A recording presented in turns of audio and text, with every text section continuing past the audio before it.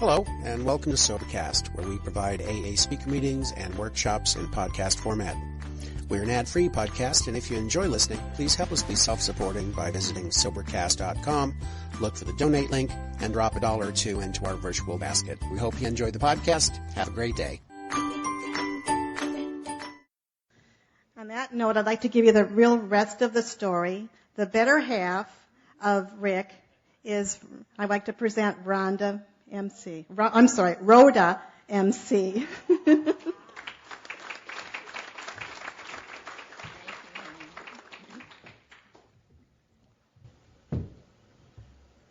Well, you know, Rick stated earlier in his talk that he was the best thing that ever happened to me. Actually, I'm the best thing that ever happened to him. And I can back that up, and I think some of y'all will agree. In the big book of Alcoholics Anonymous, does it not say that if it were not for Rhoda, that Rick would be dead or homeless?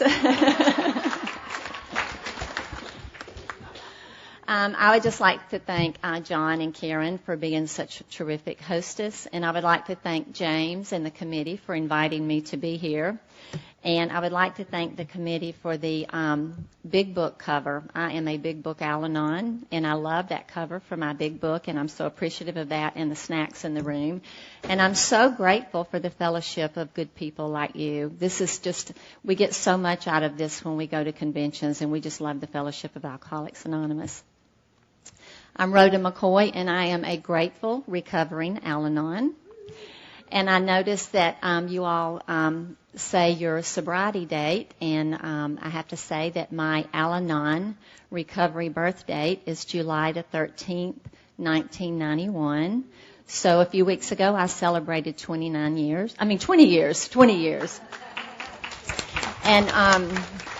it is the greatest gift that's ever happened to me. And it is the gift that keeps on giving. As long as I keep working my program. So actually, I was affected by the disease of alcoholism from the very day I was born to an alcoholic father who was a binge drinker. And actually, that was when my love affair with alcoholics started. I adored my father. I loved my father so much. He died 2 days after my 10-year Al-Anon birthday. He had Alzheimer's.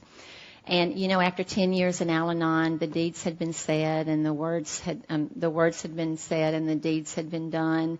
And there was so much healing with my father and I still to this day love my father dearly. You know what? He had the same disease that my husband had. He had a devastating disease of alcoholism. And in my opinion, it is the most devastating disease known to mankind.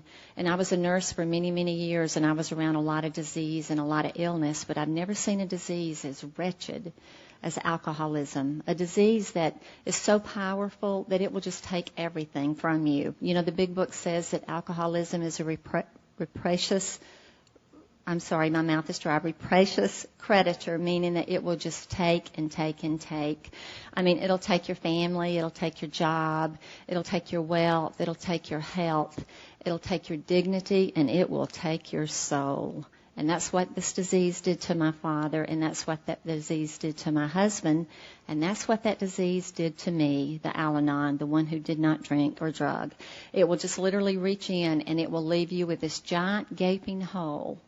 And I tried for so many years to fill that hole with everything. Shopping, volunteer work, martyrdom, everything. And nothing would fill that hole. And God knows I tried. And then it wasn't until Al-Anon that I realized the reason I could never fill that hole is because it was a God-shaped hole. And the only thing I could fill that up with was God. And this is just a wonderful program. And oh my God, my greatest joy is trying to carry the message, you know. To whom much is given, much is required, and I have been given a precious gift, and now my responsibility is to try to carry the message and help whoever I can.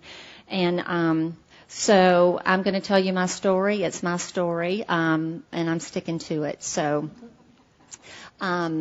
Again, I said that my father was the alcoholic, so I grew up in an alcoholic home. He was a binge drinker, and that's pretty confusing, when you're young, because Daddy would go through long periods of sobriety, and then he would be drunk for months and months on end, and I never could understand that. I always thought it was my fault when he would drink again, because I thought, well, maybe if I was just a better kid, a better daughter, maybe if I would help Mom more around the house, or maybe if I make better grades in school, maybe Daddy wouldn't drink so much. So it was all focused on the alcoholic once again. What can I do? Is it my fault? How can I help him? How can I fix him?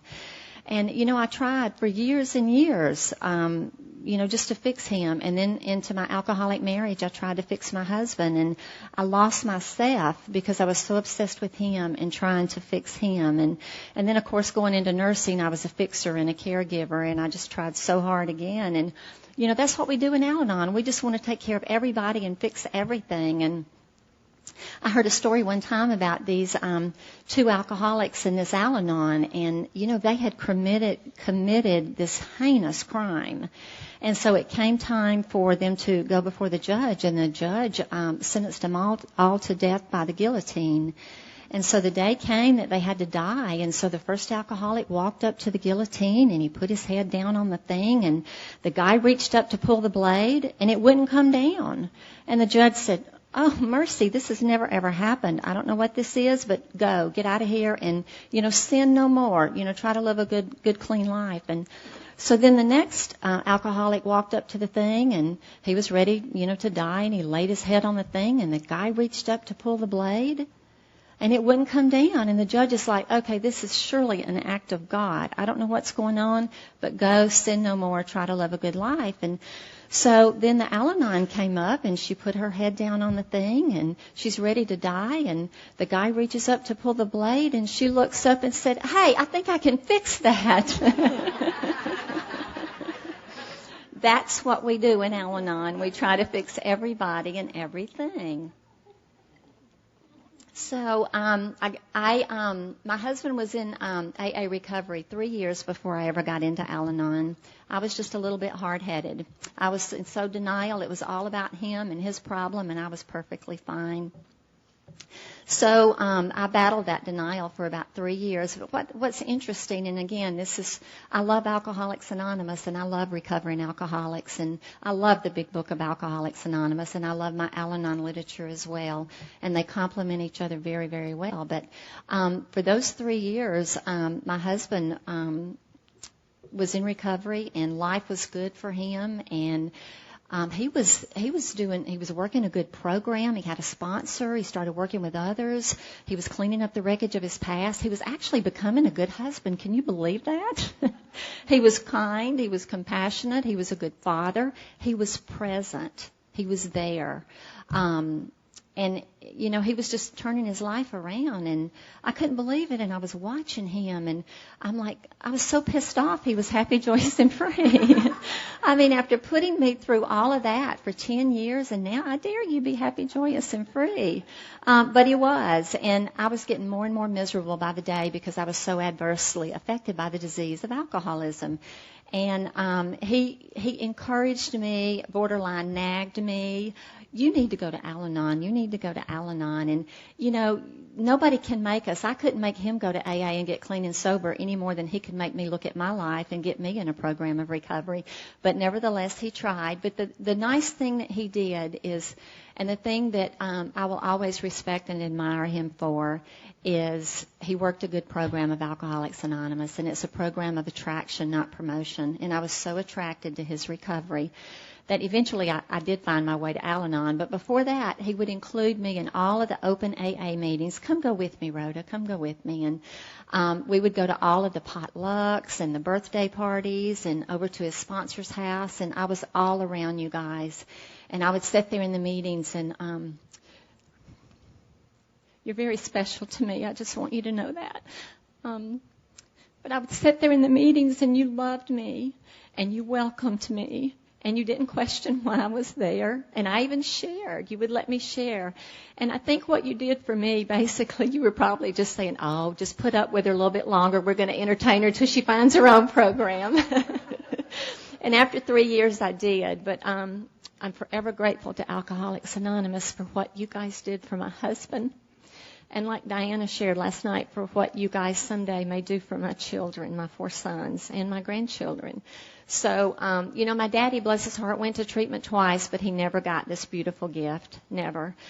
He got to the point where, he was couldn't drink anymore, but he became addicted to narcotics.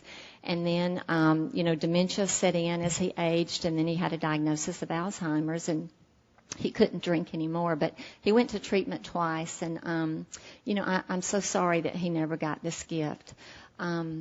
So anyway, a little bit about what happened in the beginning. Rick and I, we've been together a long, long time, and so I grew up in alcoholism. He grew up in alcoholism, and so we lived in small town Sheffield, Alabama. And so when I was 15, I met this guy at 15 who had braces on his teeth, and his hair was darker than the night. And when he looked at me, I melted like chocolate. And I have to say, 39 years later, his hair is still darker than the night, and when he looks at me, I still melt like chocolate. But I have to say, after 39 years, it takes that chocolate a little bit longer to melt. You need to work on that, Rick. But we were so attracted to each other, and I was so attracted to him because he was everything that I felt I was not. He was the life of the party, and I was very shy. I always knew what color your eyes were, but I never knew what color your shoes were. I was literally grew up poor on the wrong side of the tracks. He was more affluent. He was the life of the party. He had so much confidence and self-esteem, and he was very popular, and he had a lot of friends. And so I was so attracted to that because when I was with him, I felt good about myself. And that's where that codependency started, I guess. But so we dated for 6 years, and after 6 years, we decided to get married because he promised he would take me places. And like he said this morning, he did. Oh, he took me lots of places, food stamp office, jails, mental institutions. But it's been a hell of a ride, but I got to tell you, I wouldn't have missed it for nothing. So anyway, we finally got married, and, it was tough because, the first year of our marriage, I should have seen that we were headed for trouble because his drinking got a lot worse after the death of his brother. It was just an excuse for him to drink more and more. And so the first 10 years of our marriage was just pure hell. I heard an AA speaker share at a conference one time, and this AA speaker said, just because we get in recovery does not mean that God opens the gates of heaven to let us in, but he sure opens the gates of hell to let us out. And so that's what recovery has done for us. But those first 10 years were just, it was just hell. It was just chaos. And, in Al-Anon, I learned that it wasn't all his fault. Can you believe that? And I didn't have to be a victim anymore, and I contributed just as much to the chaos as he did. So you know what? I've learned a lot, coming into the program. Recovery has taught me so much. But so anyway, we were married about 2 years, and our first child was born, Richie. Richie's 31 years old. He is in Richmond, Virginia right now. He started dental school about 2 weeks ago. And prior to that, he was in the Navy. He was a Hebrew linguist. He got out of the Navy. He used his GI Bill and went to Florida State. And now he's in dental school. He has a fiancée named Maria who's also in dental school. And they will be taking over her mom's dental practice in Williamsburg, Virginia someday. And so our first child, Richie, was born, and that was we were very, very poor and impoverished. Applied for food stamps, WIC program, couldn't get that. Just the whole disease of alcoholism. You don't really know where the money goes. If the money was ever there, or was it not there, or what happened? You just grow up that way in the disease. So Richie was born, and then Rick decided after the wrongful death of his brother, he wanted to go to law school. So we moved from Sheffield, Alabama to Birmingham, Alabama, where he went to law school. And he was working and going to law school at night. And we're raising this child, Richie. And then 2 years later, 2 years and 9 months, our second son, Mike, was born. Now, Mike is 28 years old. He's a search and rescue swimmer in the Navy. He and his wife live in Jacksonville, Florida. And they just in October, this coming October will be 1 year, gave us our first grandchild. Her name is Tyler Ray, and she is the light of my life. And my husband and I both melt when we look at this little girl. Because our blood flows through her, and that is just, you can never, people ask me, what does it feel like to have a grandchild? And you can't verbalize it. You cannot. You just have to experience that baby. So Mike is, he is in the Navy because we barely got him out of high school.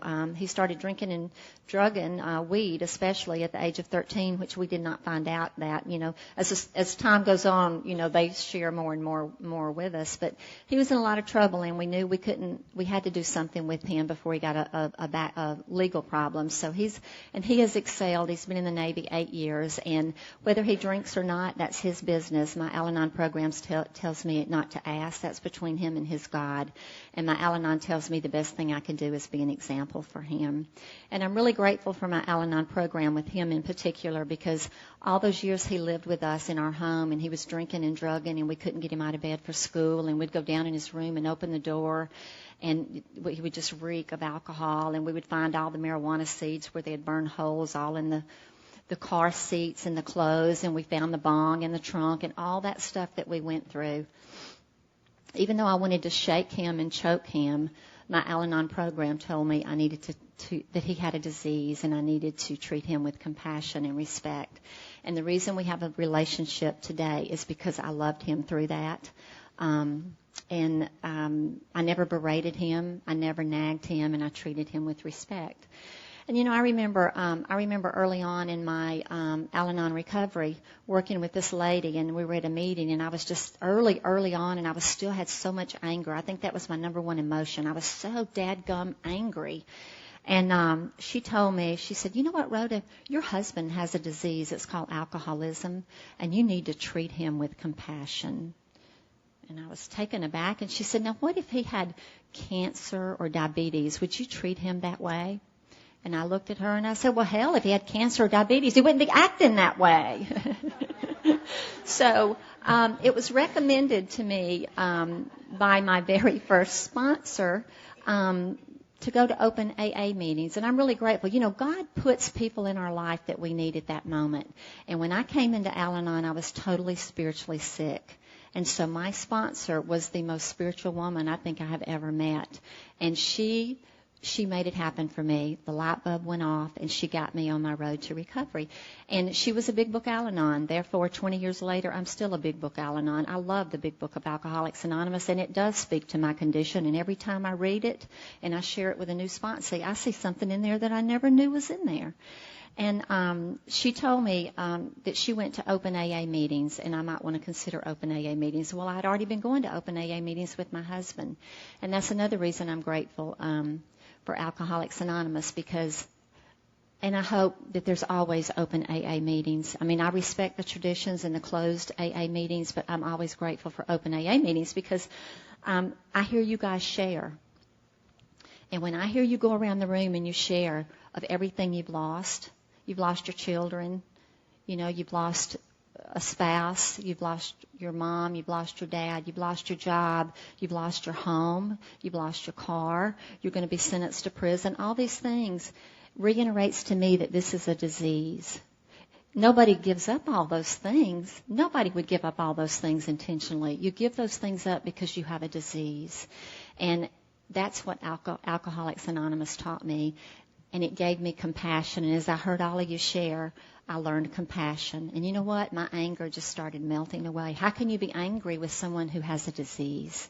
I mean, really, how can you? Initially you work through it, but then you come to realize, alcoholics suffer. My daddy suffered. My husband suffered. I watched my husband suffer for 10 years. For 10 years, every single day, he wished he would die. For 10 years of our marriage, every night when I would go to bed, I didn't know to pray on my knees at that time. I would lay in bed with my hands folded, and every night I would pray, God, please let him die or get him sober. And I meant every bit of it. Number one, he was miserable, and he was making me miserable.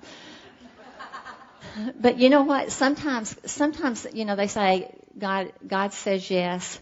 Sometimes he says no. And sometimes he says, you got to be kidding. No, sometimes he says not right now. And so it wasn't time yet. But I thank God for answered prayer and unanswered prayer. But anyway, I learned compassion. So when I was dealing with my second son, I was able to treat him with dignity. And I'm really grateful for everything that Alcoholics Anonymous has taught me. And then, so we had these two children, and Rick's trying to get through law school, and his disease is getting worse and worse and worse. And then we're in Birmingham, and finally he gets to a point where then we moved to from Birmingham. We moved to Tuscaloosa, Alabama, and the disease just got worse and worse. We moved into this neighborhood with these two children, and we moved into a nice neighborhood because by this time Rick had got a job in pharmaceutical sales, and we thought we were high rollers and we were making big money, and we thought it was just awesome. It really wasn't big money, but we thought it was big money. When you have nothing and then you have a little, that's a lot, right? So we bought this nice house in a nice neighborhood down the street from the country club, had an in-ground pool, big old satellite dishes. Remember the real big satellite dishes that we used to have? And so we thought we were just living, high on the hog, and, we just thought it was great, and we were house poor, and we never went on another vacation ever. We never ordered pizza. We were house poor. And that's another thing recovery has taught me is you live below your means. That's a spiritual principle.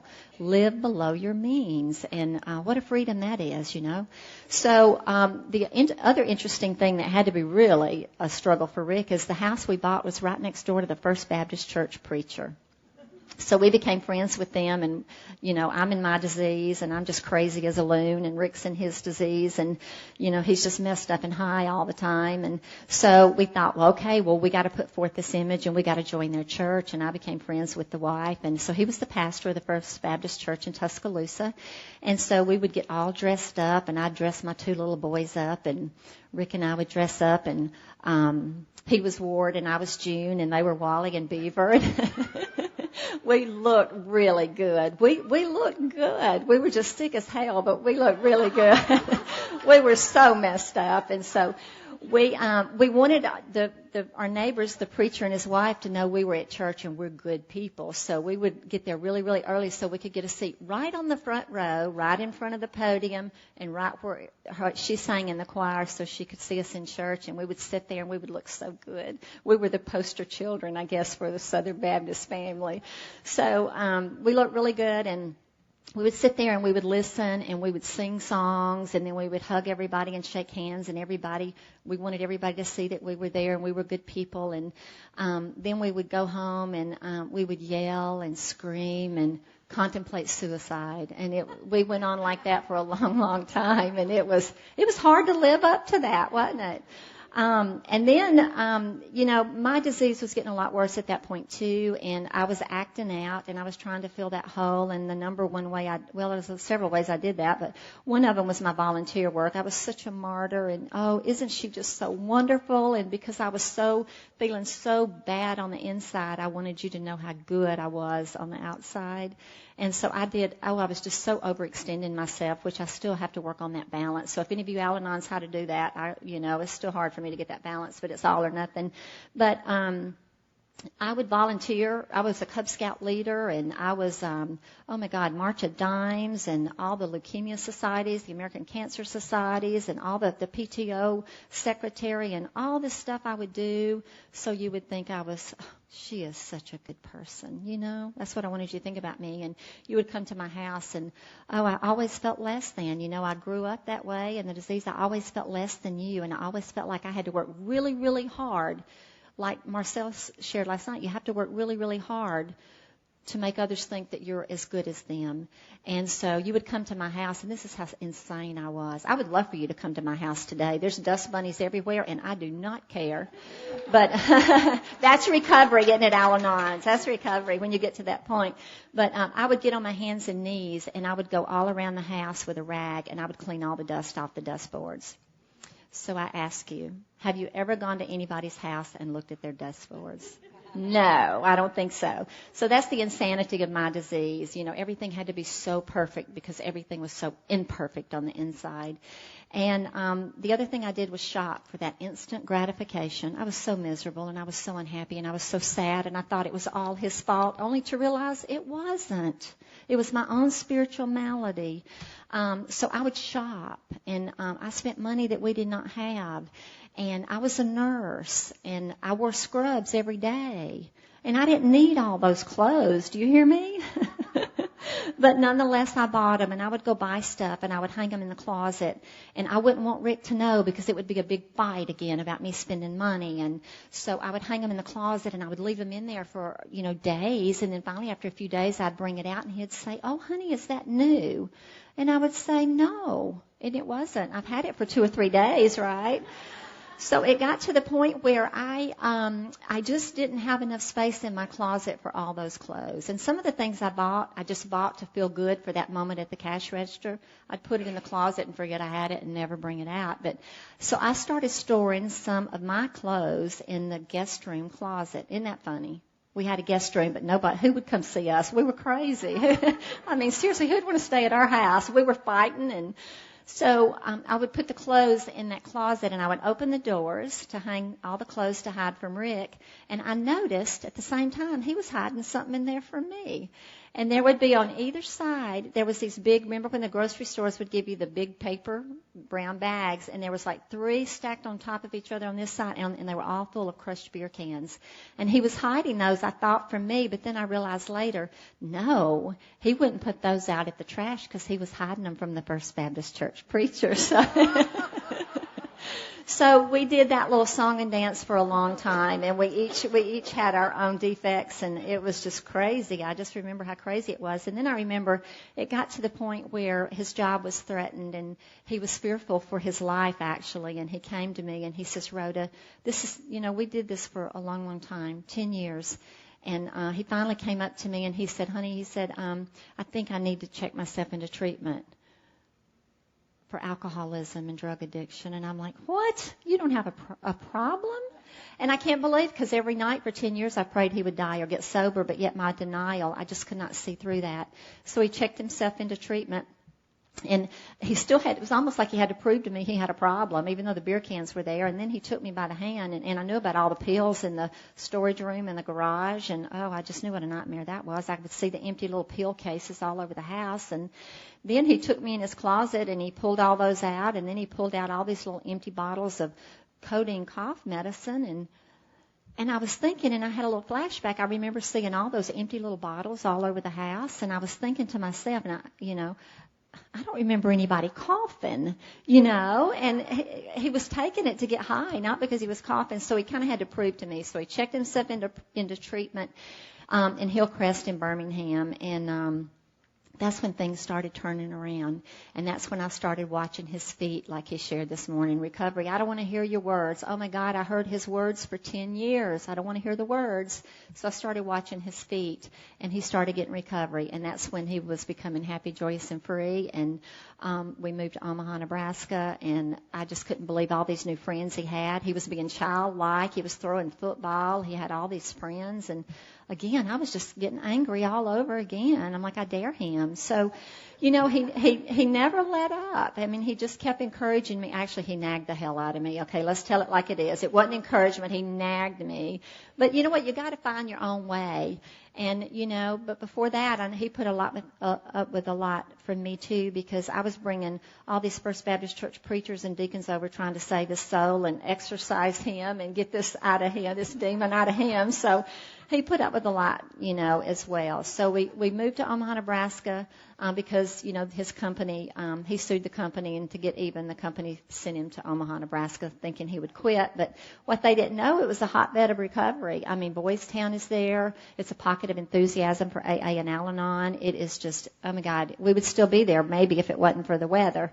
But loved Omaha, Nebraska, and that's where our journey started. So I remember my first Al-Anon meeting was in July 13th, 1991, and I was a little bit nervous, and I always pay attention when newcomers walk through the door because I remember how scared and frightened I was. Even though I'd been around AA for 3 years, I was scared to go into the Al-Anon meeting, and I felt uncomfortable, and it takes a lot of courage. So I hope when newcomers come in there that you stretch out your hand or you reach out and ask if you can give them a hug, because it takes a lot for them to walk through those doors.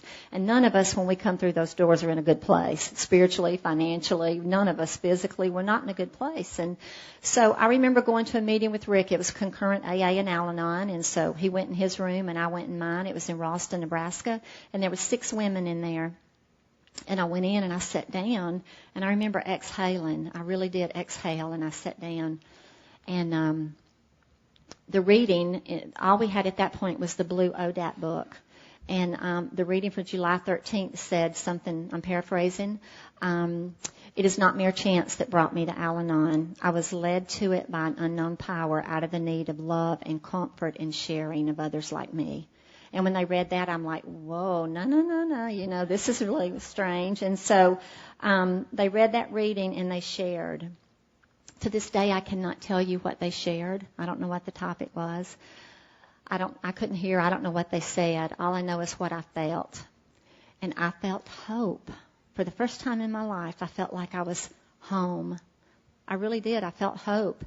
And that was my very first meeting, and I've been going back ever since. And I love Al-Anon. It has changed my life. And, today I know what I am. I am an Al-Anon.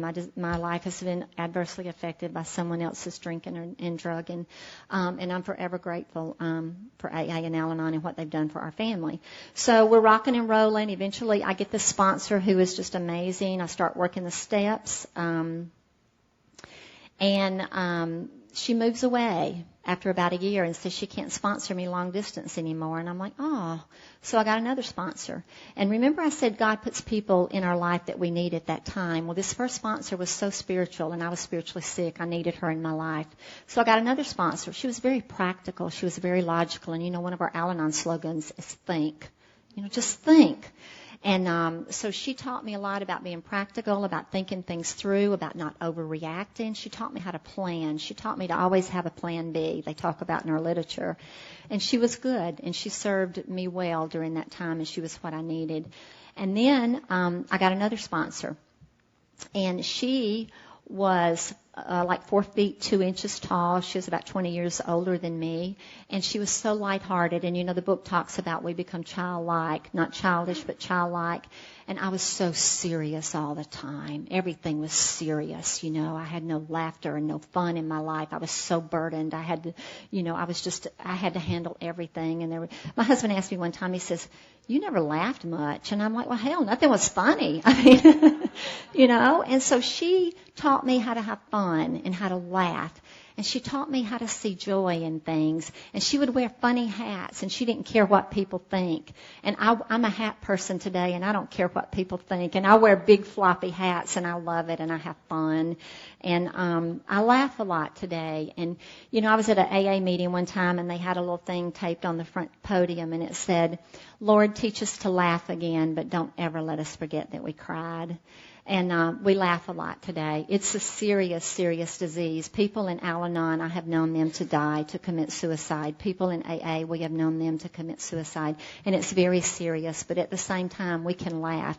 And why shouldn't we? Because the big book says, if newcomers saw no joy in our existence, they wouldn't want to come back, because we are not a glum lot. And it's a program of attraction, not promotion. And if they did not see that our life was better, why would they come, So anyway, so my life started to change, and then this little gal she said something really profound to me one time, because she was only 4'2", and I share this a lot. Because she was so short, she could never reach the kitchen cabinets in her kitchen, so she had one of those little tiny fold-up step stools with 3 steps, and she said, every single day I take step 1, 2, and 3 to get up to my kitchen cabinets. And, that's what we do. I can't, he can, I think I'll let him. Every single day we take steps 1, 2, and 3. So she fulfilled, a need for me at that time. So God has given me through sponsorship everything I needed. And now for the past 7 years, I've had a sponsor who is 75 years old.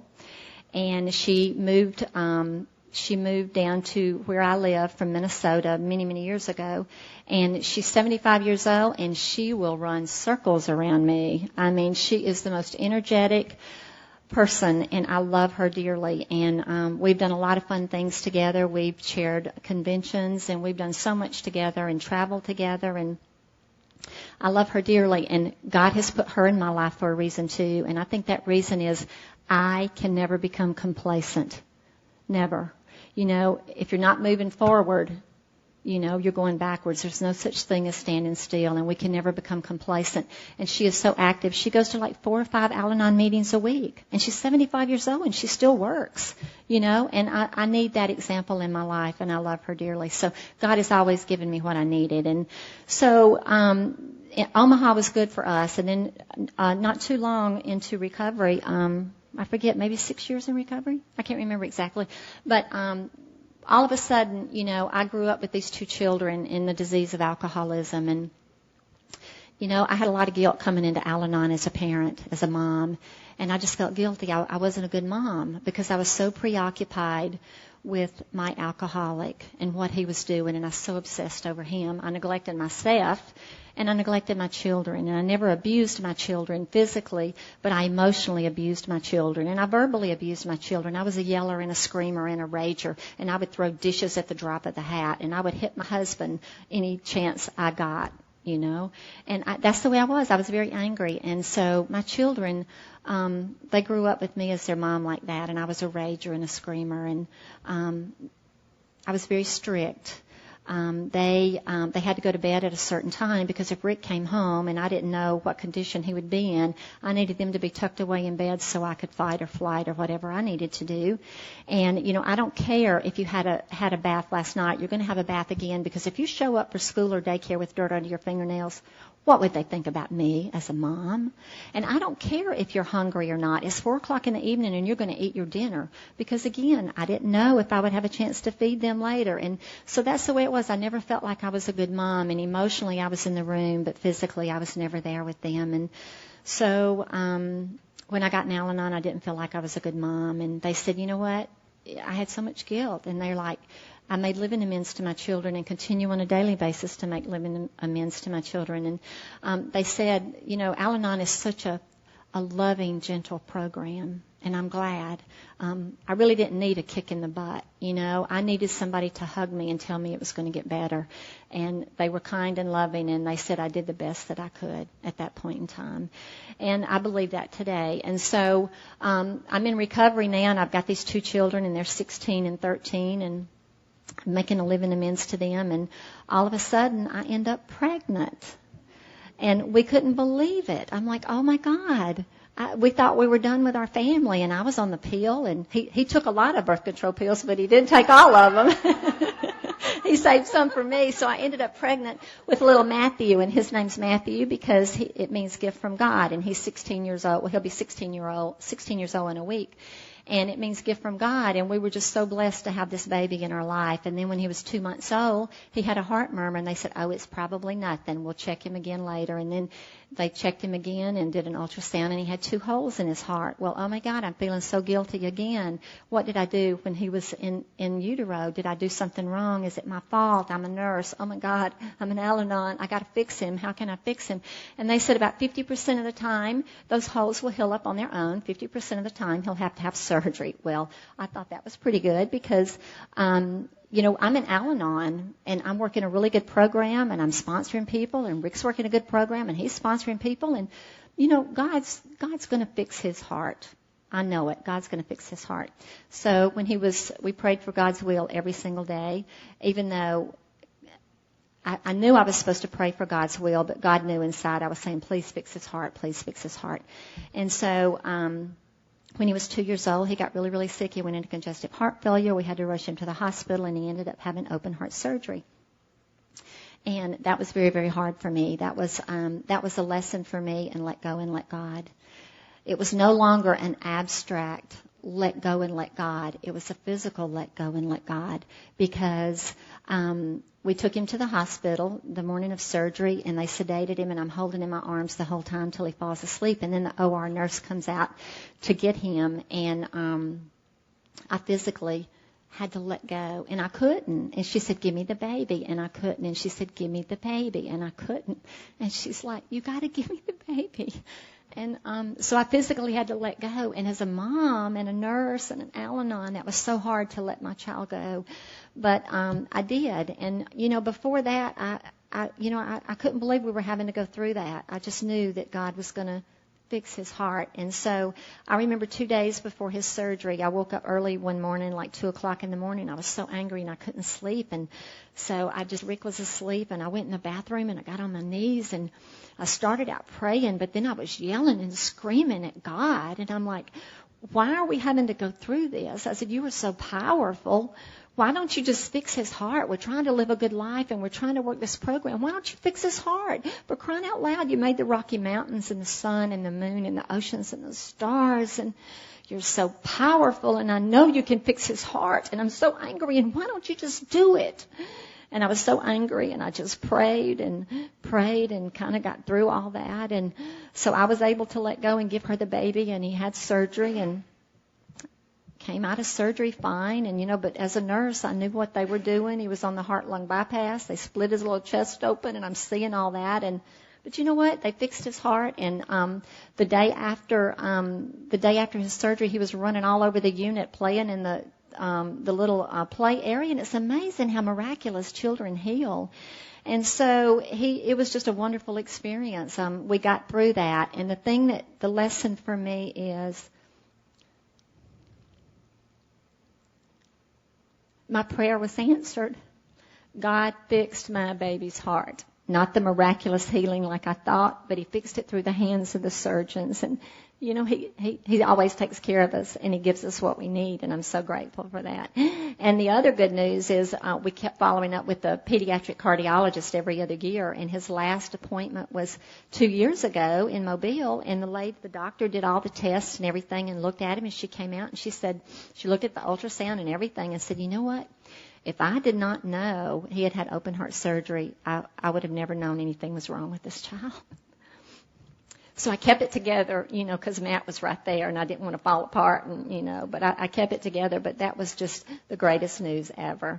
And so now he's 16 years old, and he doesn't even have to go back anymore. He's not on endocarditis precautions, and he's a picture of health. And he just, he had a summer job this year. He was a lifeguard down at the water theme park in Gulf Shores, so he went through lifeguard training and CPR training, so he's fabulous. He's just, I wish I had 10 kids like him. He is such a blessing. I tell him all the time, I love you so much, Matt. I wish I had 10 kids just like you. He's precious. He is, I actually think he's seen the face of God. So he's precious to me, as they all are. But then, so he was born, and Rick and I are in the program, and we're thinking, well, he's going to grow up like an only child, and I'm not 40 yet, but I'm pushing it. And I'm like, well, do you want to have another one? And he's like, well, yeah. So, we prayed for God's will if he wants us to have another child. So we didn't do anything to prevent a pregnancy, and we did everything you need to do to get a pregnancy. A lot. So Ryan was born. They're 13 months apart.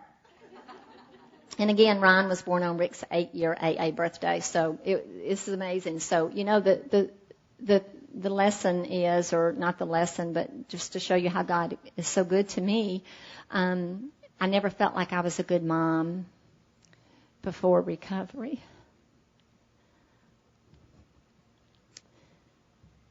But in recovery, God said, he said, you know what, Rhoda?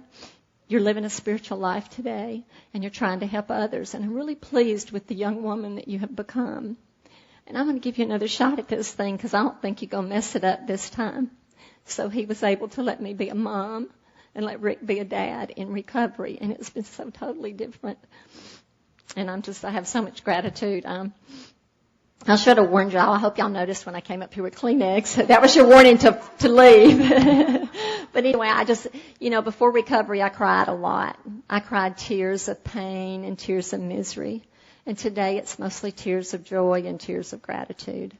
So I have these 4 children now, and, life is good today. One thing that I did that I do want to share, that was a really profound thing for me too, is We grew up poor on the wrong side of the tracks, literally, and no one in my family had ever gone to college. And my dad, that I love so dearly and think of almost every day, my dad was illiterate. He could not read or write because when he was a young boy, he couldn't go to school because he had to help his mom and dad pick cotton. And they grew up poor as well. So my dad and a couple of his brothers never learned how to read or write. And, I know that's not why my dad never got recovery, but he never had the gift of being able to read the big book of Alcoholics Anonymous. And we have that opportunity to read that big book every single day, but sometimes we don't. But he never got to read the big book, and he was illiterate. And I used to be so ashamed of that when kids at school would tease me, that my dad couldn't read or write. But so we grew up that way. My mom, she never graduated because I was born when she was 14 years old. And she never went to school, but she did go back and get a GED, and she went to a 1-year nursing program. So education was not stressed in our family, and we grew up with the assumption that we would not go to college. I think most kids grow up with the assumption that they will go to college. So I never went to college. So as an adult, before my last 2 children were born, and we were living in Omaha, my husband said, and I was a nurse, by the way, but my husband said, why don't you go to college and get a degree? And I just couldn't believe it. That I never even thought I was worthy. I never thought I could do it. I always felt less than, never good enough, never smart enough. I didn't think I could do it. And so my husband was so wonderful and supportive of me to go to college. And then I had a kind and loving sponsor who was very supportive. So I went to the University of Nebraska. But first I took baby steps. I started out at a small community college to get my feet wet. And then I transferred to the University of Nebraska, and I got a bachelor's degree in biology and chemistry. And I tried to get in graduate school, and I interviewed both times, but I didn't. And I think I know now why, because little Matthew was the bun in the oven at the time, and I didn't even know it, and I would have probably had to have dropped out of that graduate program. But so I went to college, and you know what? That was powerful for me. That was very empowering. It's amazing what we can do in recovery. We can do things that we never, ever dreamed we could do. And so I have a fabulous job today.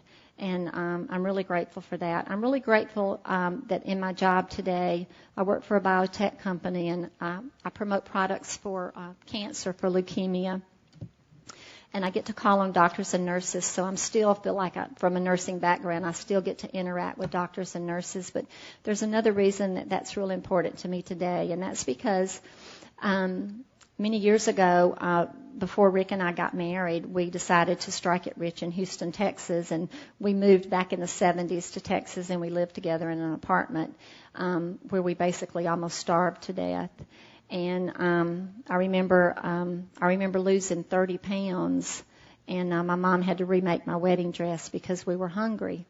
And I was a nurse at that time, and he was bouncing and bartending, and, all of our money went to alcohol and whatever recreational stuff he was doing, and paying the rent, and there just never was a lot of money. And so I was a nurse, and I remember going to work as a nurse, and I remember after report I would volunteer, please let me be the one to pick up the trays. I can pass the trays out and pick up the trays, out of the rooms, because I knew if I would go in to pick up the trays after all the patients were finished, I could sneak food off of those trays and eat after the patients had finished. And it's a wonder I didn't get all kind of diseases, because they were sick. And I'm eating after them because I'm so hungry, and I'm stuffing food in my pockets. And, there were some nurses there that were older than me. I was real young, and they knew, I think they knew I was hungry. And it was obvious I kept losing weight. And so they took me under their wing, and they didn't want to embarrass me.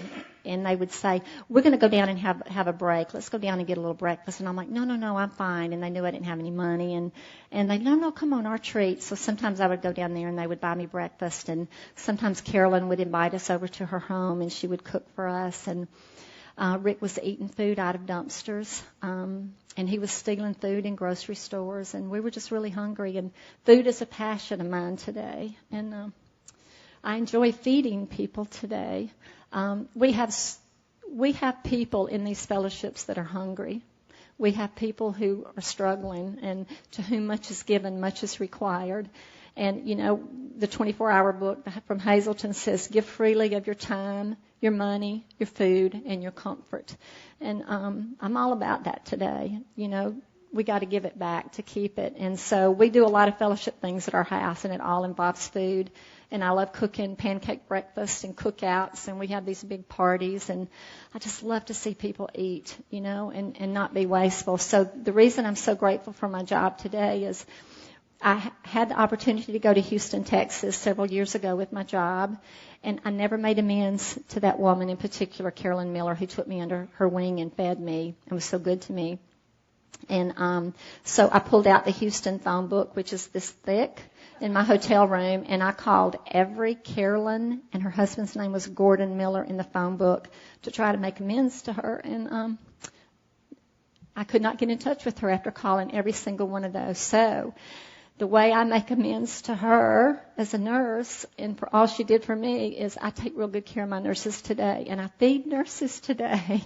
I'm allowed to go in and take breakfast and lunch, and I get to feed nurses. It's a little thing, but it's a big thing to me. But anyway, I have so much gratitude in my life today, and I know I'm forgetting so many things that I wanted to share, but sometimes when you're up here and the emotion and the gratitude wells up, you kind of forget. So I know I forgot some stuff, but I'm going to close, I think, about 5 minutes early, and just let y'all know how much I appreciate you and how grateful I am to Alcoholics Anonymous and to my program, because I know someday Rick and I won't be able to help our children as much as we'd love to and as much as the example we set, but you guys can help our children, and they all have that disease. They're all predisposed to that. So I just want to say thank you for listening, and God bless you, and I love you so much.